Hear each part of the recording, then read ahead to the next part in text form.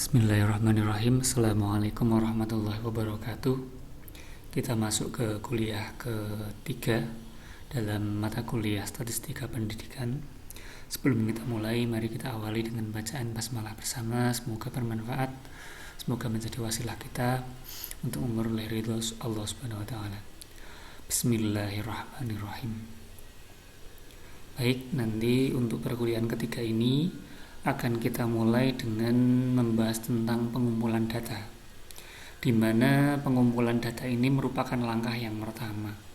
Sebelum ke sana, ini kita bahas dulu yang kemarin beberapa sudah mengumpulkan tugas 1, cuman ada yang masih belum, ada juga yang masih kesulitan membuka Dropbox dan lain sebagainya. Saya mohon untuk segera diantisipasi.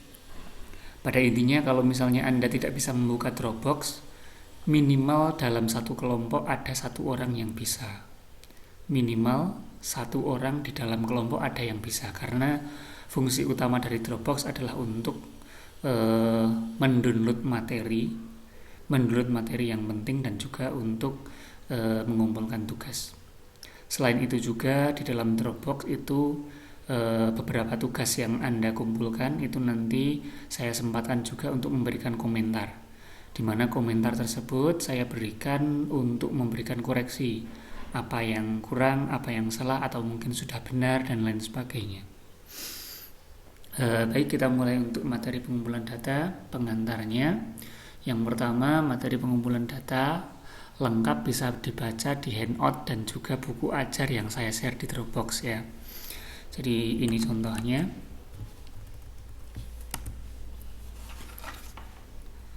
Untuk materi ini ada di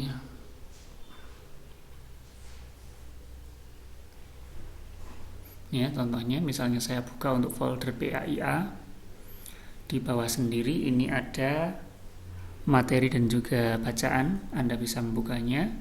Nah, di situ ada handout yang paling atas. Handout ini buatan saya, jadi Anda bisa membaca di situ. Jadi di dalam handout itu ada materi mulai dari awal sampai akhir ya. Di handout ini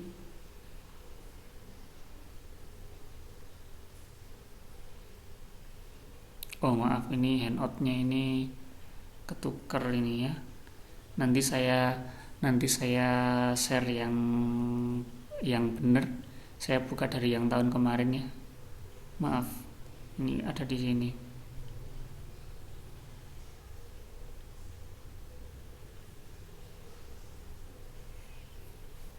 Nanti saya kopikan file yang ini saja. Itu salah yang saya upload di bahan materi. Jadi di dalam handout ini ada materi tentang statistika pendidikan, di mana di dalamnya itu memuat materi mulai dari ini ya, konsep mengenai dasar statistika, lalu ada juga mengenai konsep tentang di sini yang akan kita pelajari juga ada di sini nanti, yaitu tentang pengumpulan data. Ya. Pengumpulan data ada di sini ya. Pengumpulan data semua materinya ada di sini. Anda bisa baca-baca sendiri. Itu untuk materi yang ada di Dropbox di handout saya. Selain itu juga ada di di buku Statistika Pendidikan Unit 1. Unit 1 ini ada materi tentang pengumpulan datanya. Di unit 2 dan seterusnya ini materi-materi yang kita pakai selama perkuliahan. Jadi bagi yang membutuhkan bahan bacaan untuk memperkaya wacana, Anda bisa membuka materi di buku ini. File ini sudah ada semua di Dropbox di folder materi dan bacaan ya. Di folder materi dan bacaan di bawah sendiri, di folder kelas masing-masing itu ada file-file yang bisa Anda pelajari untuk memperkaya wacana Anda. Oke, lalu selain itu mengenai pengumpulan data, itu merupakan langkah awal dalam melakukan statistika. Jadi di dalam penelitian, di dalam penggunaan statistika untuk memberikan suatu penelitian kuantitatif, itu pengumpulan data adalah langkah yang pertama.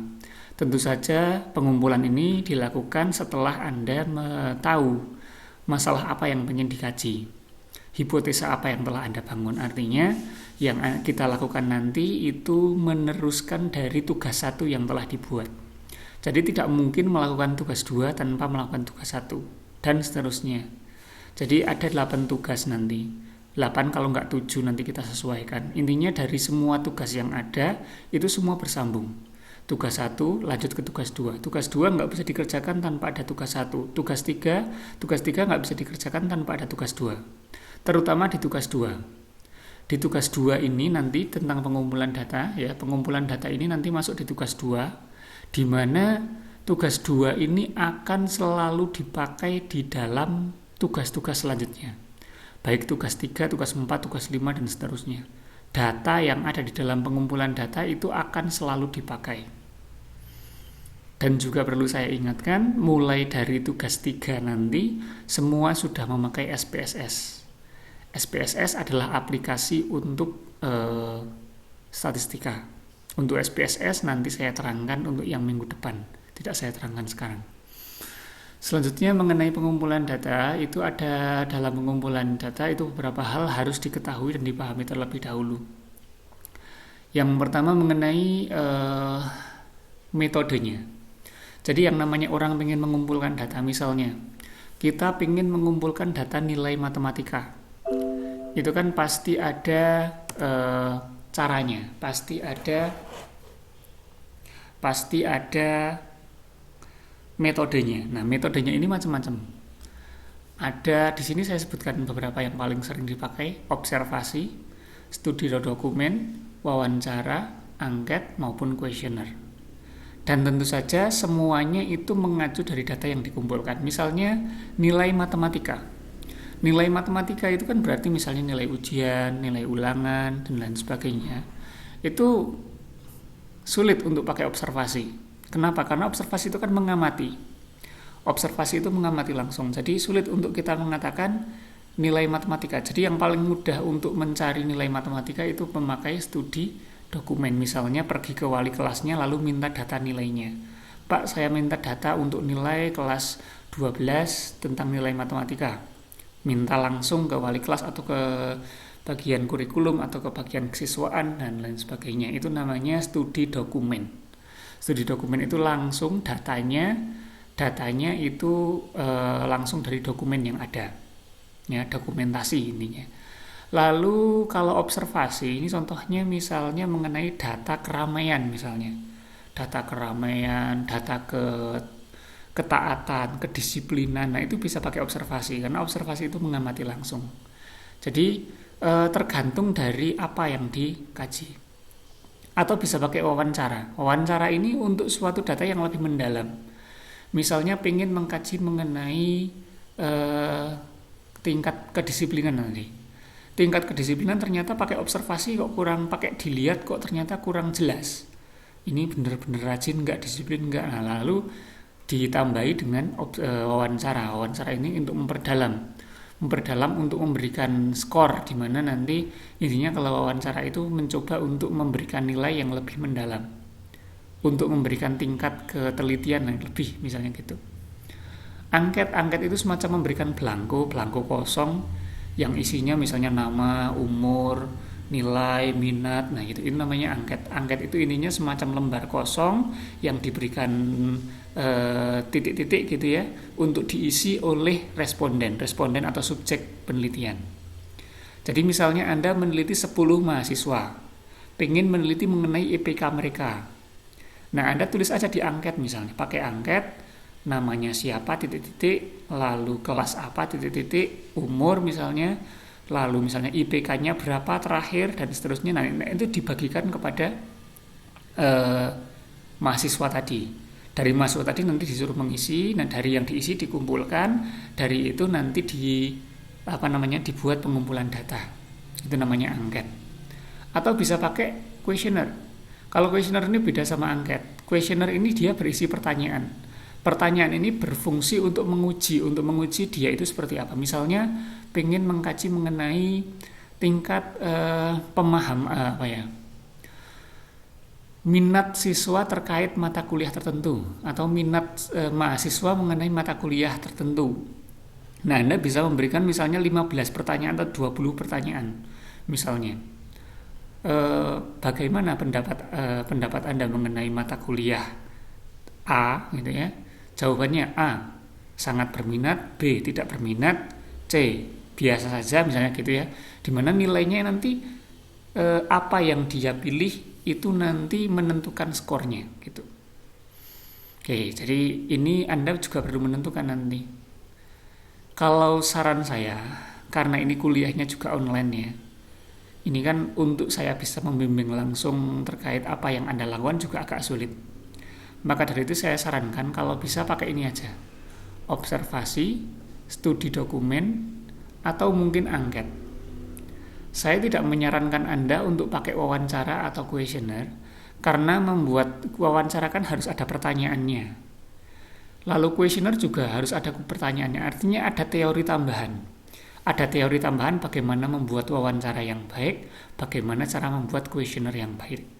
Kecuali kalau Anda sudah bisa membuat kuesioner dan juga bisa membuat wawancara sendiri, itu nggak masalah.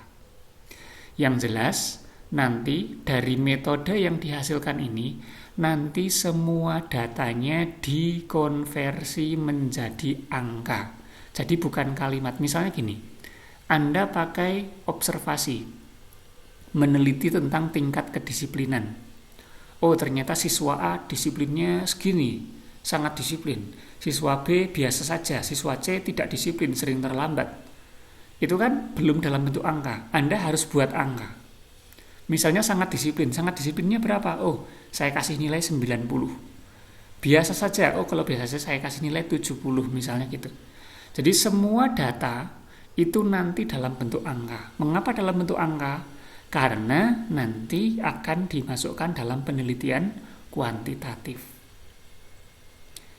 Ya, itu nanti. Kecuali untuk data-data yang nominal kategorik. Kemarin kita sudah membahas mengenai nominal dan kategorik, misalnya jenis kelamin, jurusan, ya, golongan darah. Jenis kelamin kan nggak mungkin kok 10, itu kan nggak. Jenis kelamin ya kalau nggak laki-laki perempuan, nah itu tidak dalam bentuk angka. Jadi khusus untuk data nominal itu nanti datanya tidak dalam bentuk angka, tapi dalam bentuk yang lain. Laki-laki perempuan, jurusan, dan lain sebagainya. Oke, itu mengenai metodenya. Saran saya tadi ya, pakai observasi, studi dokumen, atau angket. Itu yang paling mudah. Kalau yang paling mudah lagi itu pakai studi dokumen, karena Anda tinggal minta data kepada pihak tertentu, datanya jadi udah selesai, tinggal dirangkum. Nggak perlu melakukan data ke lapangan. Maksudnya nggak perlu melakukan observasi, nggak perlu pakai angket, dan lain sebagainya. Dan saya tidak menyarankan Anda untuk pakai kuesioner ataupun wawancara. Dan di dalam penelitian itu tidak harus satu metode. Misalnya metode yang Anda pakai observasi dan studi dokumen, mungkin saja. Atau pakai 3, observasi, studi dokumen, sama angket dipakai semua. Mengapa dipakai semua? Karena biar datanya lebih lengkap, boleh saja. Pada intinya minimal harus dipakai 1, tapi kalau misalnya harus pakai 2 atau 3 juga nggak apa-apa. Yang selanjutnya yang perlu diketahui adalah mengenai klasifikasi data. Klasifikasi data yang pertama, apakah data itu primer atau sekunder? Nah, ini perlu saya terangkan dulu. Apa itu data primer, apa itu data sekunder? Sebetulnya ini ada semua di dalam handout dan juga buku yang ada di Dropbox, jadi saya terangkan sekilas saja, nanti bisa Anda baca sendiri kalau untuk memperdalam. Primer itu intinya data yang langsung.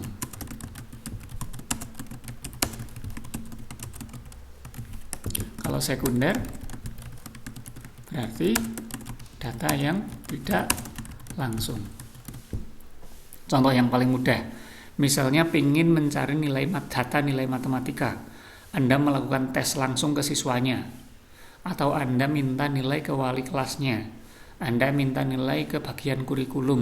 Itu namanya data langsung, karena langsung diambil dari pihak yang bersangkutan. Kalau data sekundernya misalnya Anda mencari data nilai matematika, Anda buka di website sekolah, atau misalnya Anda dapat data dari koran, Anda dapat dari, intinya kalau dalam bahasa jual beli misalnya, data primer adalah data dari tangan pertama. Data sekunder itu sudah melalui banyak makelar gitu, intinya gitu ya. Sudah melalui banyak tangan-tangan, mungkin tangan kedua atau tangan ketiga, itu namanya data sekunder. Dan biasanya data langsung ini, data primer ini datanya masih original. Artinya belum diolah siapapun. Artinya masih dalam bentuk utuh, belum dirubah-rubah. Kalau sekunder ini biasanya sudah dirubah, baik oleh si editor, baik oleh si yang berkepentingan dan lain sebagainya. Kita ambil data dari koran itu biasanya sudah ada yang dirubah-rubah. Kita ambil data dari website pun biasanya demikian. Jadi itu perbedaan antara data primer atau sekunder. Dan Anda harus tahu, bisa membedakan apakah data yang diambil itu primer atau sekunder. Karena itu di dalam penelitian biasanya disebutkan data itu primer atau sekunder. Yang selanjutnya adalah tentang apakah discrete atau continue. Jadi data tersebut discrete atau continue. Apa itu discrete, apa itu continue? Discrete itu ketika datanya itu crisp. Crisp itu apa ya? Eksak. Atau tanpa koma juga bisa lah. Crisp, eksak, tanpa koma. Misalnya contoh data mengenai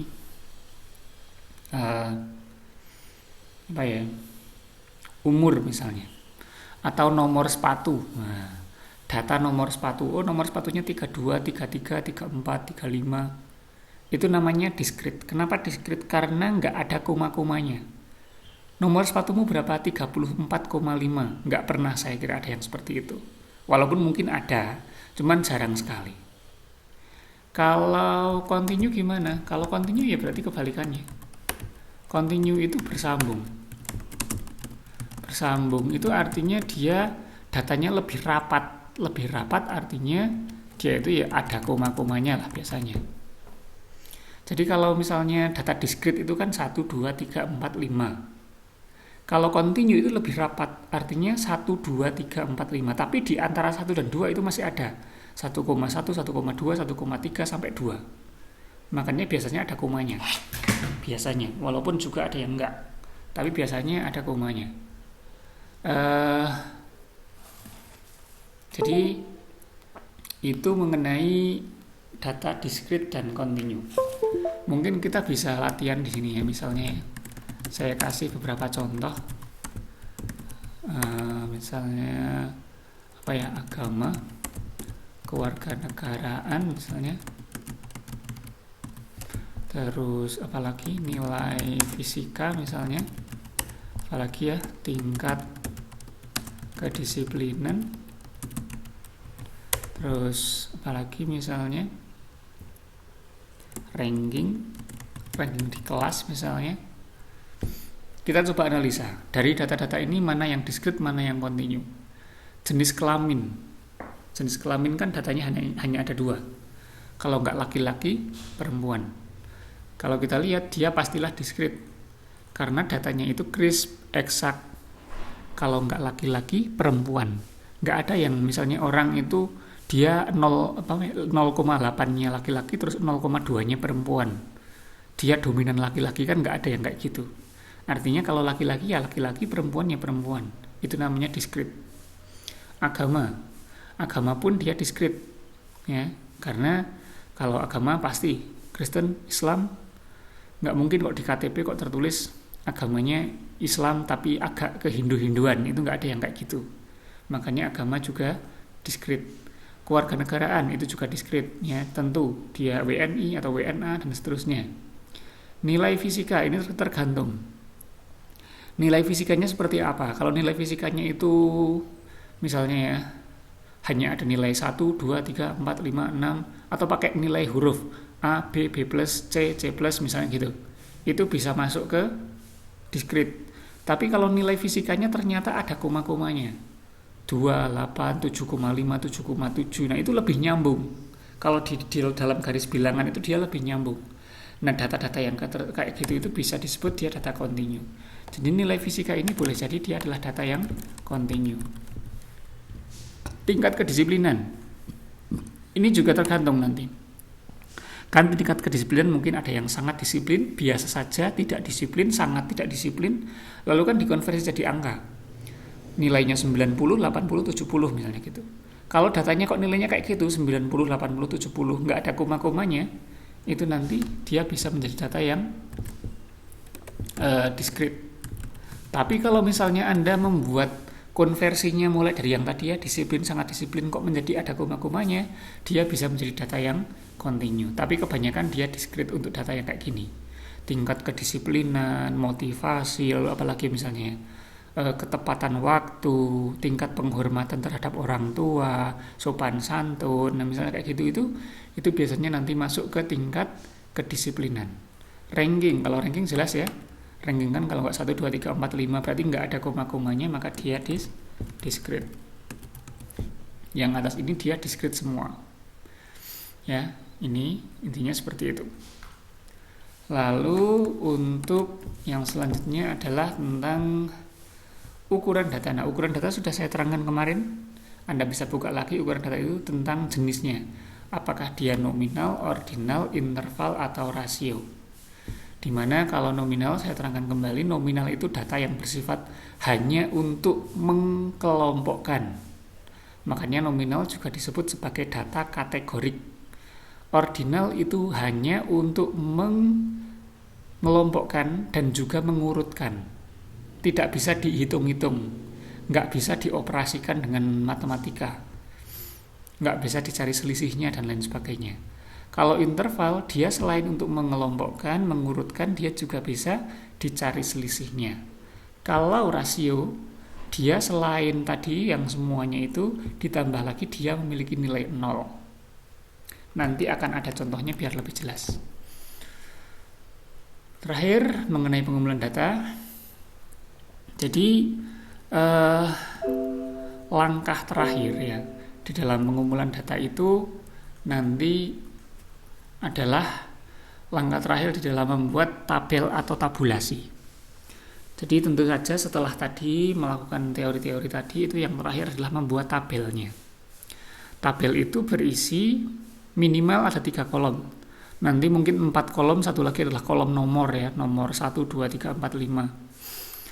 Tapi yang paling penting adalah kolom ini, ketiga kolom ini. Yang pertama adalah kolom dari nama masing-masing, nama subjeknya, kolom subjek yang berisi namanya, nama masing-masing individu yang diteliti. Misalnya meneliti 15 mahasiswa, itu nanti berarti harus dibuat kolom tentang nama mahasiswa. Dan karena ini penelitian, etikanya adalah mahasiswanya pakai inisial nama, jangan pakai namanya langsung.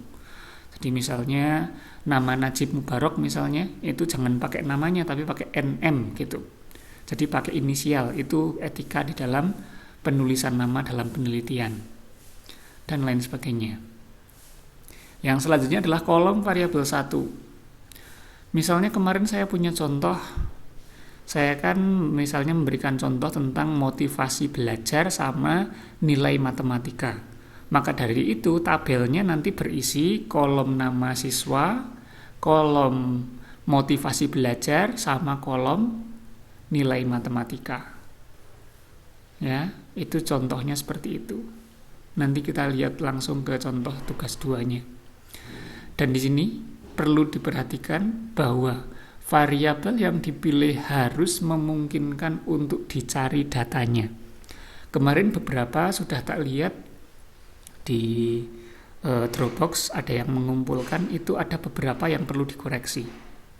Misalnya, variabel yang dipilih adalah pendidikan.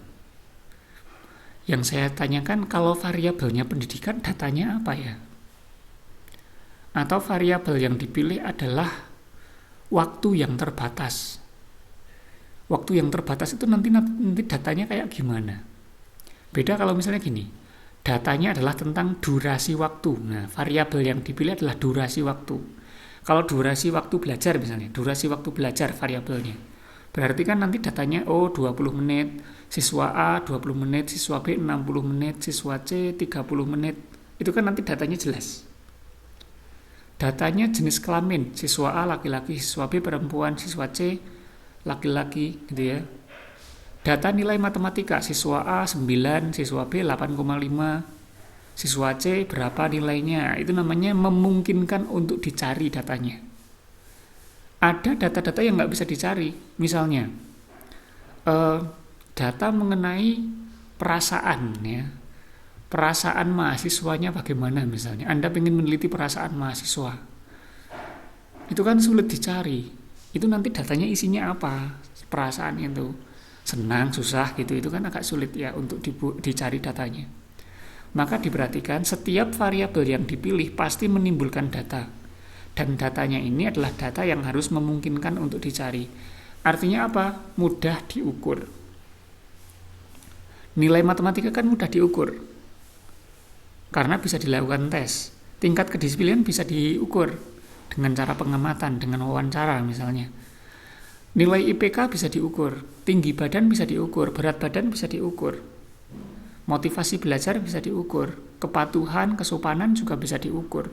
Dengan indikator-indikator yang ada, misalnya Anda pengen mengkaji tingkat kesopanan, dengan mencari indikator, dia kalau sama gurunya salim enggak, terus kalau bertutur kata omongannya bagaimana. Nah itu kan bisa jadi pertimbangan. Oh, dari apa yang saya amati ini pantasnya anak ini mendapatkan nilai 9 untuk kesopanan. Itu artinya datanya bisa diukur. Tapi kalau Anda mencari data-data yang sulit, itu nanti akan sulit diukur. Makanya harus diperhatikan datanya dipastikan bisa dicari. Ya. Kemarin ada beberapa contoh ya yang mungkin agak sulit dicari datanya. Misalnya pendidikan siswa gitu. Yang heran itu kalau pendidikan siswa itu datanya seperti apa ya? Beda kalau misalnya tingkat pendidikan gitu mungkin agak bisa ya. Tingkat pendidikan artinya dia itu SMA, SMP atau SD gitu. Tapi kalau pendidikan gitu kan itu kan sangat luas sekali.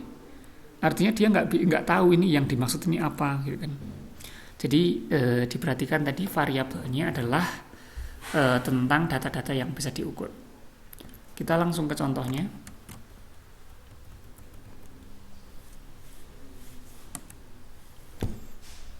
Ini nanti untuk contoh ini saya share via WA biar bisa dijadikan template atau bisa dicontoh, bisa diganti sendiri. Tinggal Anda ngedit, ganti nama sama ganti isinya. Tapi intinya ini nanti bisa dipakai sebagai contoh. Jadi nanti tugas 2-nya seperti ini. Tugas 2-nya ada nama tugas 2-nya, nama kelompok, kelas gitu ya. Lalu yang pertama Anda harus lawan subjeknya diterangkan lagi. Kemarin subjeknya itu berapa orang siswa atau mahasiswa di SD mana, atau kalau santri di TPQ mana, di madrasah mana, di pondok pesantren mana, itu dijelaskan subjeknya. Yang kedua tadi metodenya, Anda mau pakai apa? Di sini misalnya contohnya pakai studi dokumen sama kuesioner. Walaupun tadi ya kuesioner tidak saya sarankan karena ini cukup sulit, harus bikin pertanyaan dan lain sebagainya. Jadi silahkan Anda pilih metodenya mau pakai apa, observasi, studi dokumen, angket, atau yang lainnya. Tapi kalau Anda memilih mau pakai kuesioner juga nggak apa-apa kalau misalnya Anda mampu. Kualifikasi data tadi yang kita bahas ya, apakah primer sekunder, apakah discrete continue, atau apakah dia ukuran datanya bagaimana. Ini saya contohkan untuk penelitian yang komparasi, yang perbandingan. Kemarin sudah dijelaskan ya, komparasi itu ketika salah satu variabelnya dia adalah variabel kategorik.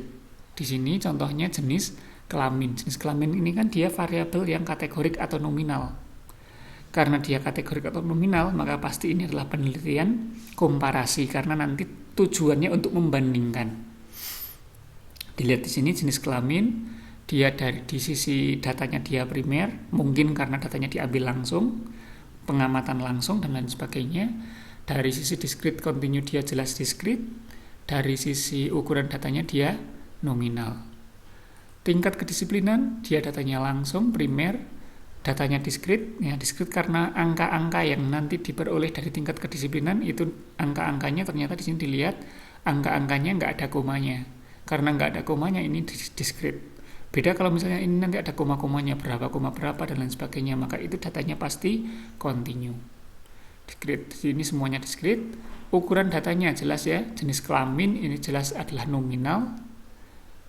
Tingkat kedisiplinan karena datanya seperti ini, angka dan bisa dicari selisihnya, bahkan memungkinkan itu mempunyai nilai 0, maka datanya ini adalah data rasio. Untuk ini materinya sudah saya share kemarin ya, Anda bisa pelajari lagi kapan suatu data itu nominal, kapan suatu data itu ordinal, kapan suatu data itu interval, kapan suatu data itu rasio. Anda bisa pelajari lagi. Setelah Anda membuat klasifikasi, yang terakhir adalah data lapangannya bagaimana. Dari observasi yang Anda lakukan, dari studi dokumen atau dari apapun metode yang Anda lakukan di lapangan, nanti dibuat data seperti ini. Di sini ada 4 kolom ya, kolom nomor, kolom nama siswa, kolom jenis kelamin, sama kolom tingkat kedisiplinan. Setiap siswa ini misalnya, ternyata dia laki-laki nilainya segini. Siswa ini, dia laki-laki nilai kedisiplinannya segini. Jadi datanya nanti seperti ini. Dan ingat, data ini akan selalu dipakai yang ada di tabel ini ya. Data yang ada di tabel ini akan dipakai selama 1 semester.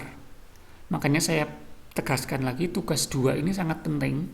Karena di dalam tugas 2 ini nanti akan menuntun untuk tugas sampai terakhir nanti. Jadi setelah tugas 2 ini, itu semuanya nanti ke SPSS semua. Semua sudah pakai komputer semua setelah ini.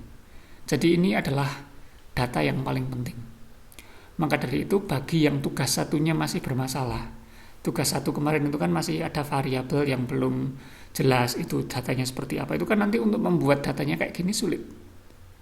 Padahal goal-nya itu ada di sini. Kalau ini kok nggak selesai, tugas 3 sampai seterusnya nggak bisa dikerjakan. Jadi minta tolong tugas 1-nya segera dikumpulkan. Bagi yang merasa masih bingung, bisa ditanyakan. Saya juga akan menyempatkan untuk ngecek untuk tugas 1-nya. Nanti kalau ada yang perlu saya koreksi, nanti saya langsung komen di Dropbox-nya. Karena tugas 1 itu menentukan tugas 2. Dan di tugas 2 itu yang terpenting yang ininya. Yang terpenting adalah tabelnya ini. Ini contoh untuk yang komparasi. Contoh untuk yang korelasi, yang menghubungkan ya, ini ada di bawahnya. Ya, misalnya ini. Misalnya contohnya adalah tentang 20 siswa kelas 12 SMA ya. SMP Sukamulya.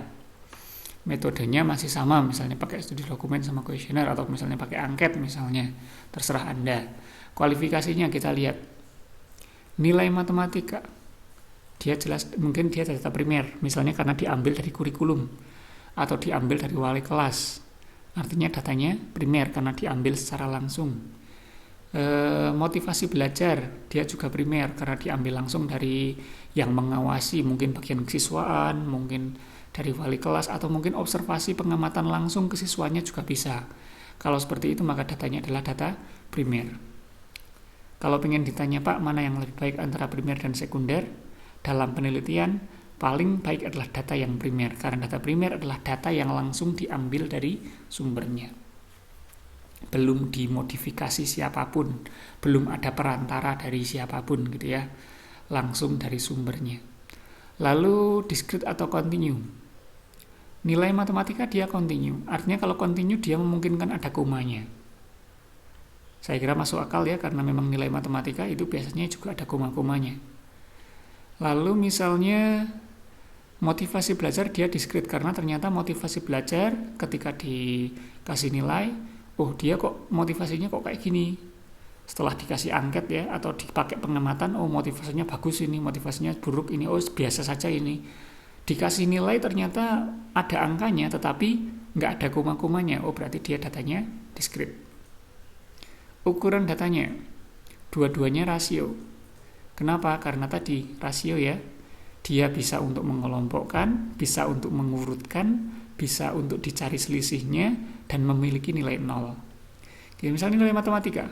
Nilai matematika ini kan dia bisa untuk mengelompokkan mana yang siswanya nilainya baik, mana yang enggak. Bisa untuk mengurutkan jelas, bisa dicari selisihnya. Misalnya siswa dengan nilai 90 sama nilai 80 itu kan punya selisih. Terus bisa dicari selisihnya, terakhir dia memungkinkan adanya nilai 0. Orang mengerjakan tes matematika salah semua kan nilainya 0. Artinya dia memungkinkan adanya nilai 0. Nah, itulah data rasio. Dari klasifikasi ini saya kira yang agak sulit mungkin di sini ya, tapi ini kemarin materinya juga sudah saya jelaskan, jadi silahkan Anda pelajari dulu dengan baik. Kalau masih kurang materinya, Anda bisa baca di buku ajar yang saya share di Dropbox ya, di materi dan bacaan itu nanti di sana ada. Silahkan dibaca-baca sendiri kalau mau lebih dalam. Datanya seperti ini ya, dari nama siswanya, siapa saja yang dipilih dari 20 siswa.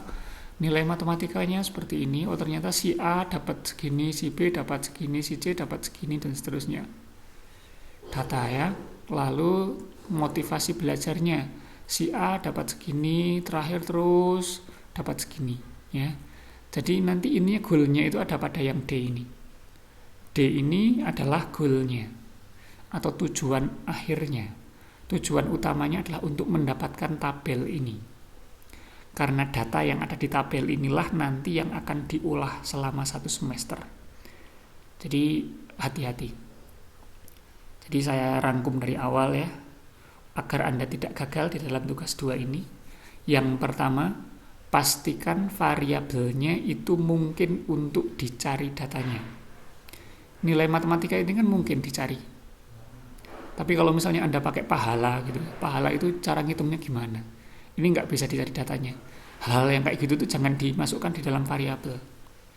Artinya hipotesa yang Anda buat kemarin, variabel yang telah dibuat itu menentukan bagaimana datanya. Jadi variabel yang dipilih itu harus memungkinkan datanya itu untuk dicari. Yang kedua, mudah diukur. Nilai matematika, nilai fisika, tingkat kesopanan, tingkat kedisiplinan, itu kan data-data yang bisa diukur. Kalau nggak bisa diukur ya jangan dipakai, ganti hipotesanya. Kalau mungkin ada pertanyaan, Pak, tugas 1 saya sudah terlanjur salah. Tugas 1 saya kemarin kayak gini sehingga ternyata saya jadi kesulitan di tugas 2. Karena ternyata itu sulit untuk dicari datanya. Bagi yang mengalami masalah seperti itu, tugas 1-nya nggak perlu diganti. Karena nanti kalau ganti saya harus mengganti lagi juga nilainya, nggak perlu diganti. Tapi tugas 2-nya langsung diganti nggak apa-apa. Ya, Anda langsung rubah di tugas 2-nya, tapi tugas 1-nya nggak perlu diganti. Tapi untuk mengerjakan tugas 2-nya tidak sesuai dengan tugas 1 nggak apa-apa. Yang penting tugas 2-nya nanti bisa dikerjakan. Karena kalau nanti harus nganut ke tugas 1, padahal tugas 1-nya ternyata ada kesalahan, misalnya variabelnya sulit dicari misalnya Anda kemarin ada yang menulis terdapat hubungan antara apa ya kemarin itu ya, pendidikan dengan apa gitu ya. Pendidikan itu kan sulit dicari, apa maksud dari pendidikan. Tapi misalnya terdapat hubungan antara prestasi belajar gitu ya, prestasi belajar dan apa misalnya, prestasi belajar dan tingkat kesopanan misalnya, itu kan mudah ya. Tingkat prestasi misalnya dicari dengan nilai rapot, lalu misalnya tingkat kesopanan dicari dengan observasi, pengamatan. Oh, itu kan data yang bisa diukur dan bisa memungkinkan untuk dicari. Jadi itu intinya silahkan Anda buat. Nanti file dari contoh tugas ini saya share ke Anda untuk Anda edit. Jadi kalau datanya Anda itu komparasi, Anda pakai yang ini, yang atas ini. Kalau data Anda kalau data Anda komparasi pakai yang ini, kalau datanya korelasi pakai yang ini. Ingat ya, kalau membandingkan komparasi pakai yang ini, kalau korelasi pakai yang ini. Silahkan Anda edit sendiri. Nanti tabelnya intinya seperti ini. Ini hanya contoh ya, ini jangan dicontoh 100%, artinya ini sebagai patokan saja. Kalau siswanya 15 ya ini jangan ditulis 20, berarti hanya 15 anak gitu. Kalau misalnya data Anda kok tidak memerlukan jenis kelamin ya berarti jangan ditulis jenis kelamin di sini. Karena dulu ada yang nulis dia padahal di sininya itu tidak butuh jenis kelamin tapi kok ditulis jenis kelamin, dan ini malah bingung. Jadi intinya variabelnya itu apa, dan ingat variabelnya hanya ada dua, artinya kolomnya juga di sini hanya akan ada dua, ya. Karena variabelnya dua, kolomnya hanya ada dua. Kalau sampai tiga gimana Pak? Kalau sampai tiga itu nanti pembahasannya sulit banget. Enggak, dua dulu ya, dua dulu biar mudah. Misalnya ini ada jenis kelamin sama tingkat kedisiplinan, berarti kolomnya ada jenis kelamin dan tingkat kedisiplinan. Datanya silahkan dicari dengan observasi, kuesioner, angket, atau dokumen. Silahkan Anda tentukan sendiri sesuai kelompok masing-masing. Saya kira itu untuk penjelasan pengumpulan data. Kurang lebihnya mohon maaf. Nanti kalau misalnya ada yang ditanyakan, masih ada yang kurang jelas, nanti bisa ditanyakan via WA saja. Assalamualaikum. Mungkin sebelumnya kita akhiri dengan bacaan hamdalah ya. Alhamdulillahirabbil alamin. Assalamualaikum warahmatullahi wabarakatuh.